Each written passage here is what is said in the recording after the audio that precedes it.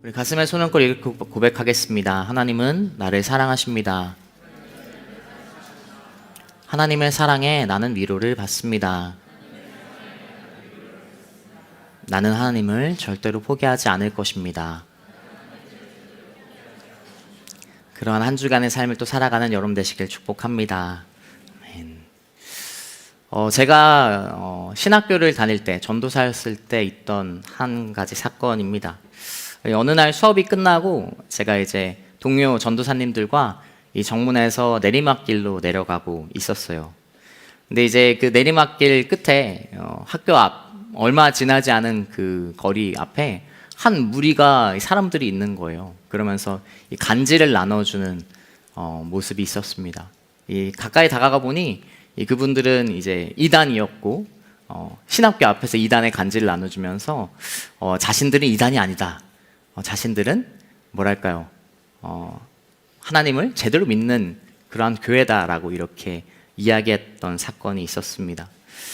근데 그 교회는 이 언론에도 나왔고 이 해외 어떤 나라에서 이 사람들을 국내에서 강제 이주시켜서 그곳이 낙원이고 그 사람들이 그곳에서 일해야 되고 노동을 착취하고 그리고 재산을 몰수하는 그러한 그리고 막 뺨을 때리는 막 타장마장이라 하면서 여러분 아시는 분들도 사건이 워낙 크게 있었기 때문에 예전에 아시는 분들이 있을 겁니다. 그러한 교회가 자신들의 어떤 정통성을 이야기하면서 성경이 이렇게 해도 된다라고 이야기하면서 막 자신들의 그런 이단이 아님을 홍보했던 사건이 있었습니다. 그리고 한두 달 전에도 제가 이제 이 온누리교회 사무실에서 여러 가지 준비를 하고 일을 하고 있는데 사무실에 누가 또 온 거예요. 온누리교회 사무실에, 교회 사무실이거든요. 제가 다른 사무실에 있을 리가 없잖아요. 다른 교회 사무실에 있는데 한 3-4명이 와서 또 이게 자신들을 홍보하는 거예요. 이단이 교회 사무실, 교역자 사무실에 와서 홍보하는 것을 보면서 참 어떻게 저럴 수가 있을까 이렇게 생각을 했던 적이 있습니다. 잘못된 신앙 그리고 잘못된 믿음을 가진 사람들이었지만 그들이 열심을 가지고 열정을 가지고 그 잘못된 신앙을 그렇게 전도했던 사건들이 있었습니다.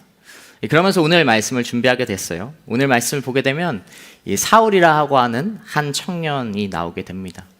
그 사울이라 하는 사람도 잘못된 신앙을 가지고 오늘 열심으로 달려가고 있었습니다. 우리 오늘 1절과 2절 말씀 함께 같이 보도록 하겠습니다. 같이 보겠습니다. 한편 사울은 여전히 주의 제자들을 위협하며 그들을 죽일 기세로 대제사장에게 나아가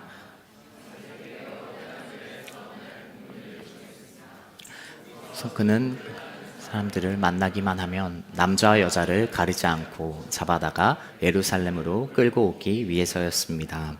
아멘. 자, 사울은 오늘 왜 다메섹으로 달려가고 있습니까? 그는 예수를 믿는 제자들을 잡으려고 가고 있습니다. 여러분 말씀을 보면 알겠지만 이것은 누가 시켜서 한 것이 아니에요. 사울 자신이 스스로 열정을 가지고 심지어 이 제사장들에게 공문을 요청하면서까지 그는 엄청난 열정을 가지고 다메섹으로 가고 있는 것을 보게 됩니다. 1절에 나오지만 그는 제자들 죽일 기세로 달려가고 있었어요. 왜냐하면 그에게 사울에게는 이 예수를 믿는 사람들은 이단이었기 때문이죠. 참을 수 없는 사람들이었어요. 하나님의 영광을 위해 자신은 하나님의 열심을 가지고 일하는 사람이었고 하나님 앞에 이 예수를 믿는 사람들은 잘못된 신앙을 가지고 있는 사람들이었기 때문에 그는 가만히 내버려 둘 수 없던 그런 행동을 하게 되는 것을 바라보게 됩니다.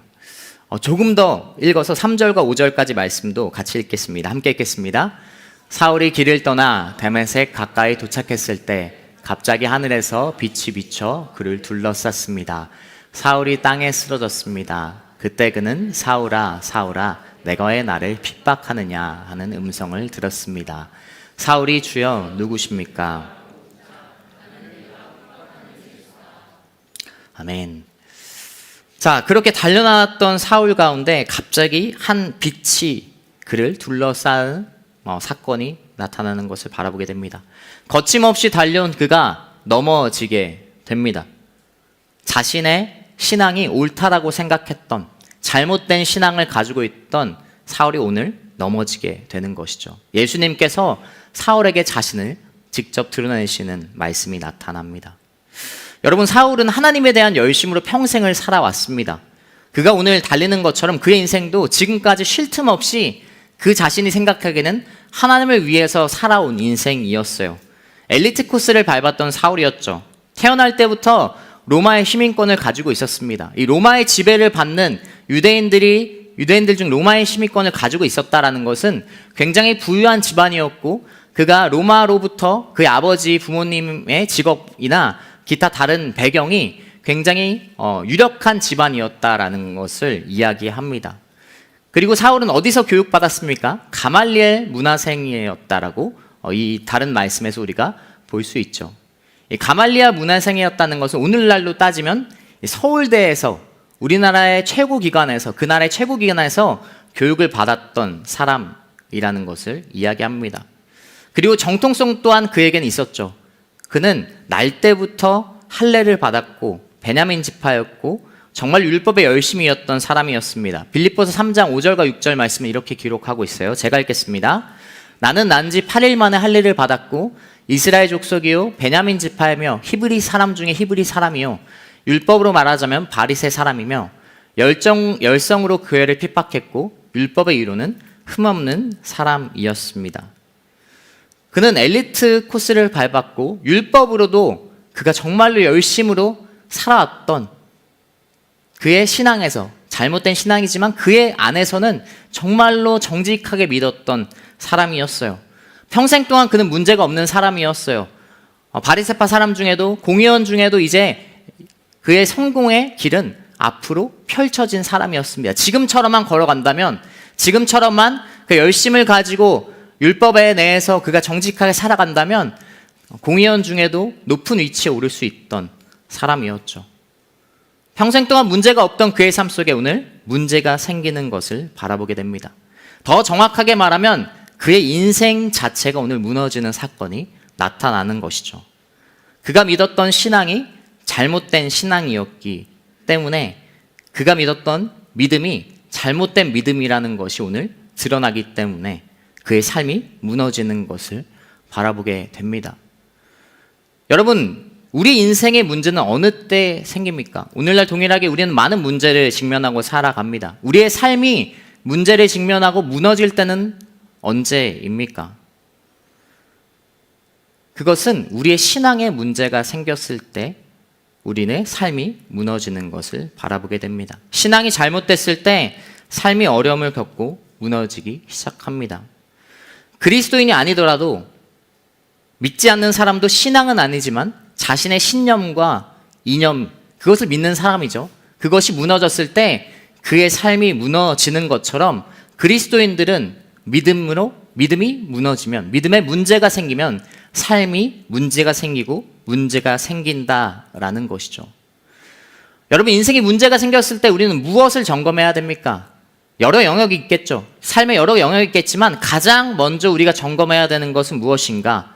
내 삶의 다른 어떤 부분보다 우리는 먼저 신앙을 점검해야 됩니다. 믿음을 점검해야 합니다.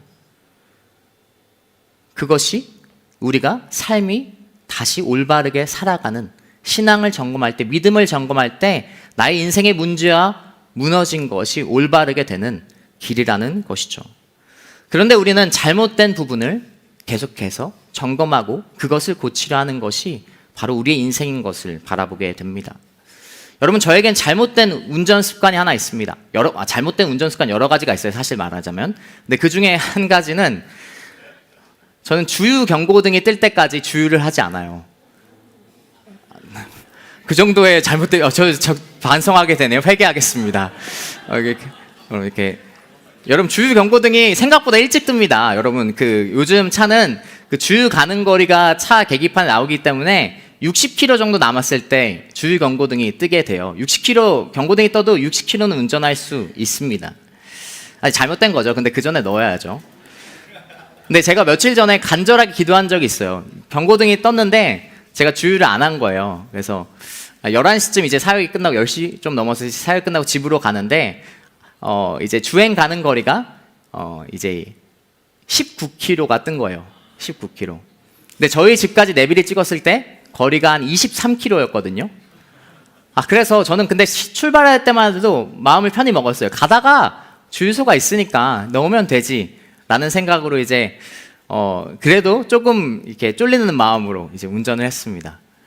그런데 문제는 뭐예요? 이게 밤 10시 반, 11시가 되니까 주유소가 닫은 거예요. 주유소가 닫으니까 이제 계속해서 주행 가는 거리는 줄어든 것이죠. 10km, 그리고 7km, 5km, 다 주유소가 닫았더라고요. 그래서 정말로 1km가 남았을 때 주유소에 도착해서 주유를 했던 경험이 있습니다. 정말로 간절하게 기도했어요. 하나님, 제발 차가 멈추지 않게 해주세요. 이렇게 기도하면서 집에 돌아갔던 적이 있습니다. 여러분, 신앙의 경고등이 들어왔을 때는 우리는 무엇을 해야 됩니까? 인생의 경고등이 들어왔을 때 다른 것을 우리는 체크하는 것이 아니라 우리는 신앙을 체크해야 돼요. 신앙을 체크하고 믿음을 체크하고 그게 내 삶의 지금 가장 큰 문제라는 것, 신앙이 무너진 것, 신앙이 흔들리는 것이 나의 인생의 경고등이라는 것을 우리는 깨달아야 합니다. 경고등이 들어오면 휘발유차는 휘발유를 넣어야 되죠. 경유차는 경유를 넣어야 됩니다. 경고등에 맞는 그러한 우리는 차에 주유를 해야 되는 것처럼 우리는 인생의 경고등이 떴을 때 다른 어떤 것보다 체크해야 되는 것은 바로 믿음과 신앙이라는 것입니다. 물론 삶에서 문제의 원인은 너무나 다양하고 많이 있어요. 그런데 여러분의 믿음이 서 있다면, 신앙이 서 있다면 삶의 문제, 다른 영역의 문제들은 더 이상 문제가 되지 않습니다. 믿음이 바로 서 있다면 다른 영역의 문제들은 문제가 되지 않아요. 오늘 우리가 사울이 바울이 되는, 사실 이름 개명한 게 아니죠. 표기만 바꾼 겁니다. 히브리 표기에서 헬라어 표기를 사용한 것인데, 그가 바울이 됐을 때 그에게 많은 여러 가지 삶의 어려움이 있지만 그가 오늘처럼 무너지나요? 많은 핍박과 박해를 받지만 삶에 정말로 많은 문제가 오히려 사울일 때보다 바울이 됐을 때, 그가 하나님 앞에 새로운 사람 바뀌었을 때 많은 문제가 그에게 드러나지만 오늘처럼 무너지진 않아요. 신앙이 무너졌을 때처럼 그가 무너지진 않습니다. 왜냐하면 믿음이 있다면, 신앙이 흔들리지 않는다면, 하나님께서 나를 결코 버리지 않는다라는 확고한 믿음이 있다면 다른 영의 문제는 문제가 되지 않기 때문이죠. 여러분, 지금 나의 인생이 흔들리는 시기를 겪고 있습니까? 겪고 있는 분들이 있습니까? 아니면 인생에 문제가 생겼다라고 생각하는 분들이 여기 계십니까? 다른 어떤 것보다 여러분의 믿음과 신앙을 점검해보는 여러분 되시길 축복합니다. 인생의 경고등이 들어온 여러분이 있다면 인생의 다른 영역을 바라보는 것보다 여러분의 믿음과 신앙을 먼저 체크해야 된다라는 것이죠. 신앙을 점검하는 여러분 되시길 축복합니다. 사울은 그렇게 인생이 무너졌어요. 그가 믿어왔던 하나님, 잘못된 믿음, 잘못된 신앙으로 말미암아 그의 평생의 인생이 무너졌던 오늘 말씀을 바라보게 되는 것이죠. 그런데 그 가운데 예수님께서 오늘 사울을 부르시는 것을 바라보게 됩니다. 계속해서 9절부터 11절까지 말씀을 함께 읽도록 하겠습니다. 같이 읽겠습니다. 사울은 3일 동안 앞을 보지 못한 채 제자가 있었습니다. 주께서 환상 가운데 아나니아라 하고 부르셨습니다. 그가 예 주여 라고 대답하자 께서 아나니아에게 말씀하셨습니다. 너는 어서 고든 길이라고 부르는 거리로 가거라. 그리고 그곳에 있는 유다의 집에서 5사람, 지금 그가 기도하고 있다. 아멘. 인생이 흔들린 사울, 그는 신앙을 점검해야만 했습니다. 동일하게 우리도 인생의 어려움 속에 신앙을 점검해야 합니다. 사울은 어떻게 그 시간을 보내나요? 그의 좌절과 어려움, 인생이 잘못된 것을 깨달은 그의 상황은 어떠한가요?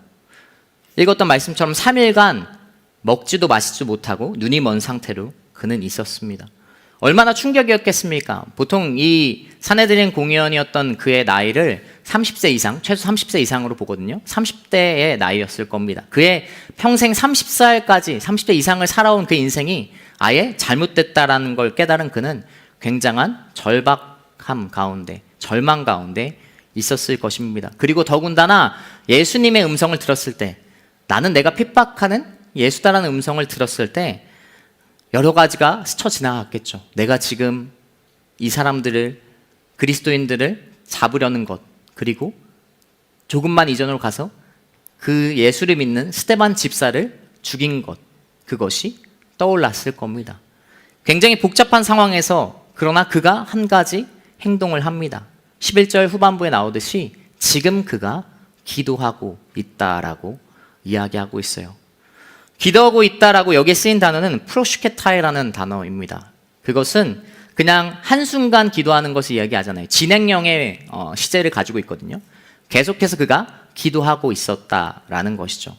3일 동안 아무것도 먹지도 마시지 않고 그는 기도했어요. 그럴 수밖에 없었거든요. 그의 인생이 이제는 무너졌으니까 신앙을 바라보면서 자신의 믿음을 다시 점검하기 시작했을 때 그는 기도할 수밖에 없었던 것이죠. 그리고 믿음으로 회개하기 시작한 이 시기, 이 시간이 그에게 주어졌습니다. 그래서 하나님은 이 신앙을 점검하는 그를 부르는 것을 바라보게 돼요. 15절 말씀입니다. 같이 읽겠습니다. 그러자 주께서 아나니아에게 이렇게 말씀하셨습니다. 가거라, 이 사람은 이방 사람들과 왕들과 이스라엘 사람들 앞에서 내 이름을 전하도록 선택한 내 도구다. 아멘. 3일간의 시간 뒤에 하나님은 아나니아라는 사람에게 말씀하시고 그를 사울에게 보냅니다. 하나님은 바로 보내시지 않았어요. 그 사건이 있고 3일간의 그가 신앙을 점검하는, 그리고 나 인생을 점검하는 그 시간을 가진 뒤에 아나니아를 보내는 것을 보게 됩니다. 이 아나니아의 입장에서 다 읽진 않았지만 아나니아가 하나님께, 예수님께 반문하는 장면이 나오죠. 제가 들었는데 이 사람은 예루살렘에서 그리스도를 잡기 위해, 그리고 많은 핍박을 줬던 사람이라고 합니다 하면서 반문하는 장면이 또 나오는 것을 바라보게 됩니다. 이 아나니아 입장에서는 사울이 이런 눈이 멀었다는 소식을 들었을 때 굉장히 나이스다 이렇게 생각했을 거예요. 하나님께서 보호하셨다라는 생각을 했을 수도 있습니다. 그러나 하나님의 뜻은 그렇지 않았어요. 사울을 하나님의 전도자로 부르는 것이 바로 예수님의, 하나님의 계획이었습니다. 여러분 생각해 봅시다. 사울은 어떠한 사람이었습니까? 우리가 앞에서 봤지만 그는 정말로 율법에 정통한 사람이었고, 그리고 유력한 집안의 아들이었고, 로마 시민권이 있었으며 히브리어, 헬라어에 능통했던 것으로 알고 있습니다. 그러나 그는 하나님을 믿는다라고 그 인생을 계속해서 살아왔지만 그는 잘못된 신앙을 가지고 있었죠. 사실 하나님을 믿었다라고 하지만 하나님을 제대로 알지 못하는 사람이었어요. 율법에 정통했다라고 하지만 예수님도 몰랐고, 예수님은 부인했고, 하나님도 제대로 모르는 사람이었습니다. 왜 그럴까요? 하나님을 제대로 믿었다면 예수님을 알 수밖에 없기 때문에 그래요. 요한복음 8장 42절과 47절은 예수님께서 이렇게 말씀하시죠. 같이 읽겠습니다. 예수께서 그들에게 말씀하셨습니다. 만약 하나님이 너희 아버지라면 너희가 나를 사랑할 것이다. 내가 하나님에게서 와서 지금 여기에 있기 때문이다. 나는 내 뜻으로 온 것이 아니라 하나님께서 나를 보내신 것이다. 하나님께 속한 사람은 하나님의 말씀을 듣는다. 너희가 듣지 않는 까닭은 너희가 하나님께 속하지 않았기 때문이다. 바울은 자신이 하나님을 잘 믿는다라고 생각했지만, 그냥 예수님만 모르는 사람이라고 생각할 수 있지만 그는 하나님도 제대로 모르는 사람이었어요. 하나님을 알았다면 예수님을 믿음으로 고백할 수밖에 없기 때문이죠. 하나님을 진정으로 제대로 믿는 사람이었다면 그렇습니다. 그는 철저히 실패자였어요. 그냥 예수님만 모르는 인생이 아니라 하나님도 제대로 믿지 않던, 하나님도 제대로 모르는 실패자의 인생이었어요. 그런 그를 예수님께서 부르시는 것이죠. 우리는 흔히 생각했을 때 바울의 엘리트니까, 사울의 엘리트니까, 그리고 히브리어 헬라어에 능통했으니까 말씀에 대한 해박한 지식에 예수님의 믿음이 더해지면 그렇기 때문에 그가 복음의 귀한 선봉장으로 그 모든 일을 감당할 수 있었던 사람이라서 예수님께서 그를 부르셨다라고 착각할 수 있어요. 그러나 예수님께서 사울을 예수님의 복음의 전도자로 쓴 이유는 그가 자격이 있어서 조건이 있어서 그런 것이 아니라 가장 실패한 인생이었기 때문에, 그 인생 전부가 쓸모없는, 지금까지 인생이 전부 의미 없던 사람이었기 때문에 예수님께서 그를 부르시는 것을 보게 됩니다.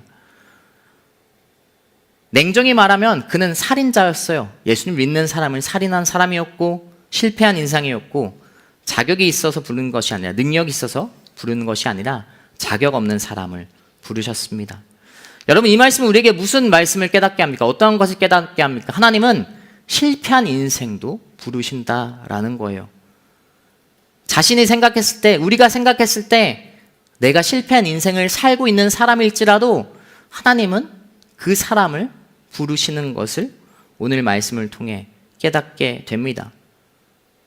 하나님은 기도하는 사람을 부르세요. 사울이 신앙의 점검을 하면서 자신의 인생을 돌아보면서 기도했던 것이 가장 큰 예수님께서 부르신 이유라는 것이죠. 그가 해박한 지식, 여러 자격 조건이 있어서 그를 부르신 것이 아니라 자격 없는 사람을 부르셨다라는 것이 우리에게 가장 큰 하나님의 메시지인 것입니다. 여러분, 하나님은 여러분을 부르세요. 여러분이 지금 인생의 어려움과 문제를 겪고 있고 때로는 여러분 자신의 실패의 인생을 지금 살고 있다 하더라도 하나님은 당신을 부르시고 하나님의 사람으로 사용하십니다. 여러분이 하나님 앞에 신앙을 점검하고 신앙의 문제를 돌이키기 시작했을 때, 기도하기 시작했을 때 하나님께서는 여러분 하나님의 사람으로 변화시키는 분이십니다. 그래서 바울은 많은 서신서에서 사울이 바울로 표기를 바꾸고 이방의 전도자로서 많은 역할을 감당할 때 그가 맨날 서신서에서 고백하는 것은 하나님의 은혜다, 철저한 하나님의 은혜다라고 고백하는 것이죠. 믿음으로 말미암아 우린 은혜로 말미암아 하나님을 믿게 되는 것이다 라고 철저히 이야기하는 것입니다. 우리가 신앙을 점검할 때, 우리의 믿음을 점검할 때 가장 맨 위에 무엇이 여러분 있어야 되는가? 신앙의 점검표에 가장 맨 위에 무엇이 있어야 되는가? 나는 자격이 없다라는 것에 여러분 체크가 되어 있어야 됩니다. 여러분이 신앙을 점검할 때 여러분의 나는 자격이 없다라는 것에 표시가, 체크가 안 돼 있다면 모든 문제가 그로 인해서 나타나기 시작할 거예요. 바울이 기록한 로마서 3장 10절과 11절은 이렇게 기록합니다. 제가 읽겠습니다. 기록되기를 의인은 없으니 하나도 없고 깨닫는 자도 없고 하나님을 찾는 자도 없다. 우리는 자격이 없는 사람이지만 하나님께서, 예수님께서 그러한 사람을 부르시고 찾으신다라는 고백이 여러분 가운데 있기를 축복합니다. 우리 옆 사람이 이렇게 고백하겠습니다. 나는 자격이 없습니다. 나는 자격이 없습니다. 그 고백이 우리 가운데 있기를 축복합니다. 우리 계속해서 16절부터 19절까지 말씀도 함께 읽겠습니다. 같이 읽겠습니다. 내 이름을 위해 그가 얼마나 많은 고난을 당해야 할지.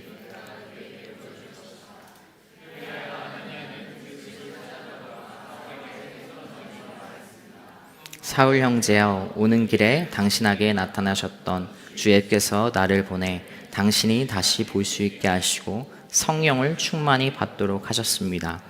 그러자 즉시 사울의 눈에서 비늘 같은 것이 떨어져 나가더니 그가 다시 볼 수 있게 됐습니다.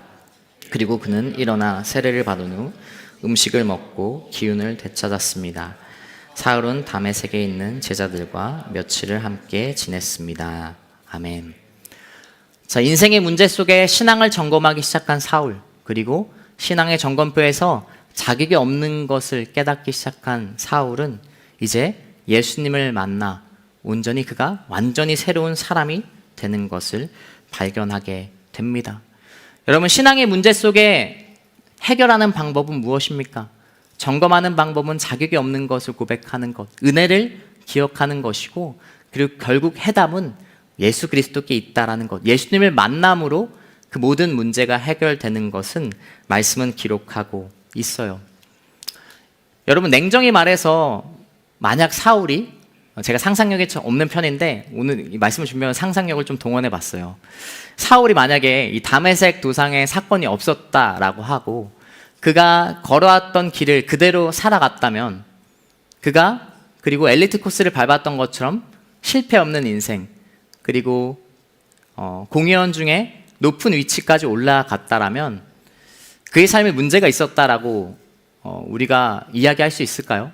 다른 사람이 봤을 때 세상 사람이 봤을 때 그의 삶에 문제가 있었다라고 이야기할까요? 그렇지 않을 것입니다. 그의 인생이 오늘 예수님을 만나지 못했더라도 그는 실패한 인생이 아니라고 세상 사람들은 생각하고 그리고 어떠한 사람은 생각할 수 있어요. 그러나 평생 동안 그가 열심으로 달려왔고 성공을 위해 살아왔던 그의 인생이 행복했을까요? 평안했을까요? 무엇만을 해야만 했던 율법이든 그리고 어떠한 행동을 통해서 그가 지금까지 신앙을 가지고 살았던 사울이 그 인생이 계속해서 그렇게 살아갔다면 실패한 인생이 아니라고 이야기할 수 있지만 행복한 인생은 아니었을 것입니다. 그가 정확히 이렇게 이야기하고 있어요. 빌립보서 3장 7절부터 9절까지 말씀 함께 읽겠습니다. 같이 읽겠습니다. 그러나 내게 유익하던 것들을 나는 그리스도 때문에 다 해로운 것으로 여깁니다. 내가 참으로 모든 것을 해로 여기는 것은 내 주 그리스도 예수를 아는 지식이 가장 고상하기 때문입니다. 그분으로 인해 내가 모든 것을 잃어버리고 심지어 배설물로 여기는 것은 내가 그리스도를 얻고 그 안에서 발견되기 위한 것입니다. 내가 가진 이는 율법에서 난 이가 아니요 그리스도를 믿음으로써 얻느니 곧 믿음으로 인해 하나님께로서 난 이입니다. 아멘. 사울은 바울이 되어서 이방 선교에 앞장섰던 사람이 되어서 그리고 예수님을 만났던 이 사건을 말미암아 오늘 빌립보서 말씀에서 뭐라고 기록합니까? 내가 모든 것을 해로운 것으로 여긴다. 유익했던 것들을 그리스도 때문에 해로운 것으로 여긴다라고 그가 고백하고 있어요. 그리고 모든 것을 잃어버렸다라고 이야기하지만 그의 고백은 전혀 불행하지 않아요.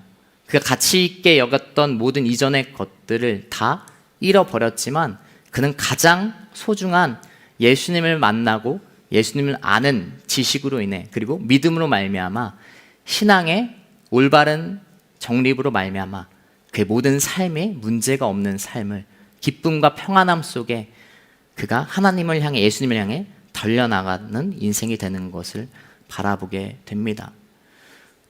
버림으로써 자유해진 그의 인생을 오늘 우리는 볼 수 있어요. 예수님으로 말미암아 눈을 뜨게 된 것처럼 삶이 온전히 바뀌고 완전히 바뀌고 눈을 뜨는 인생이 된 것이죠.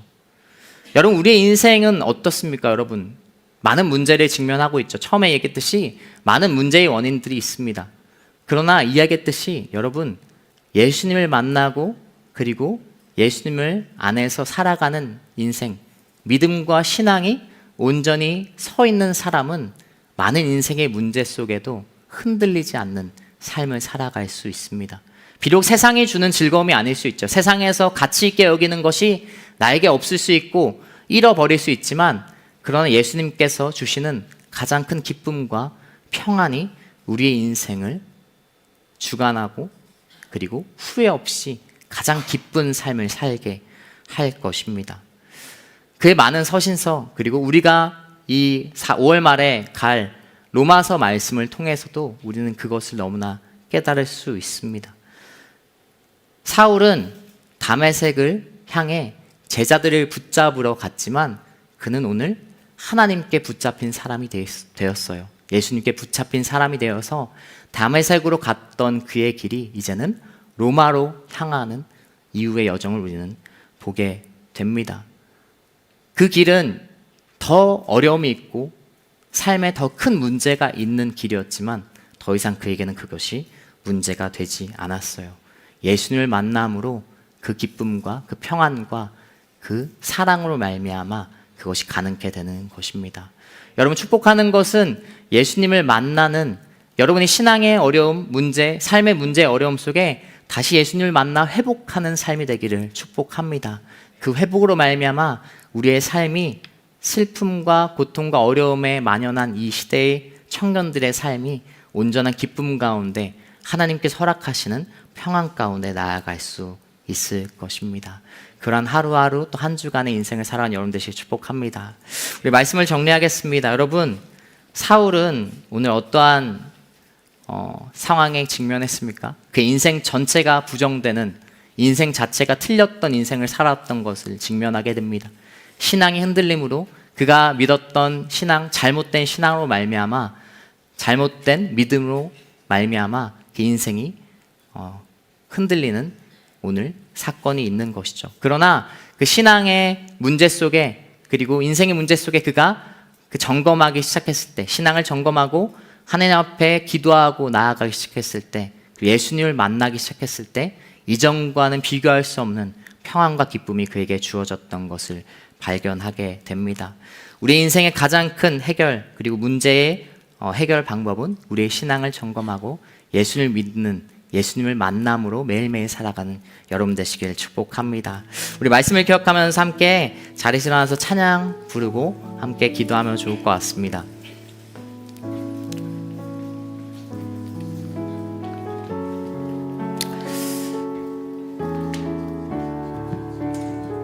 여러분, 우리는 고통 가운데 살아갑니다. 그리고 아픔 가운데 살아갑니다. 많은 인생의 어려움 가운데 살아가지만 주님께서 주시는 평안함으로 그것을 이겨내는 여러분 되시길 축복합니다. 우리 말씀 기억하면서 함께 찬양 부르고 한두 가지 기도 제목하고 함께 기도하겠습니다.